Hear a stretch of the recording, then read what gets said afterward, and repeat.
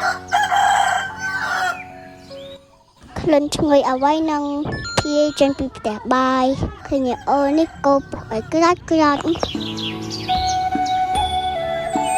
យាយពីថាផ្ទះអូនណាដូចមានកម្មវិធីអីអញ្ចឹងបើមិនសុបទេបបរទាំងឆ្នាំងតែគ្មានកម្មវិធីអីទេអូនពូមីងឃ្លានហ្នឹងណាក៏ជុំគ្នាធ្វើជប់មួយឆ្នាំងញ៉ាំទៀតញ៉ាំមួយកាទៀវបាញ់កាញ់ហើយទៅដូចគេលក់អញ្ចឹងជប់មួយឆ្នាំងនេះមានបន្លែមានទាំងប្រហិតគ្រឿងក្នុងកទៀតហើយក្លិនឈ្ងុយទៅវែង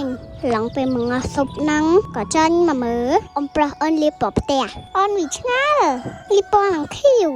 ឬផងបើកអេស៊ីលីដាមែនអ៊ំពណ៌ឡើងចម្លែកត្មងហ្នឹងណាចូលដល់ល្ងាចឡើងក៏ចាប់ផ្ដើមញ៉ាំកាទៀវទាំងអស់គ្នាមកអូនពុំមីងចេញឆ្ងាញ់ឬអូរីកាឬផាជីស្លប់ឆ្ងាញ់ណាស់ដូចគឺលក់អញ្ចឹងអូនពុំមីងអើយអូនจะសើផ្ទៃដៃមីងអូហ្មងអាហារឆ្ងាញ់ជុំគ្រួសារការចងចាំល្អបង្កើនភាពរីករាយមានន័យមែនតើក្នុងវីដេអូអូនថ្ងៃនេះមានតែប៉ុណ្្នឹងឯងជុំអូរីកាវីដេអូក៏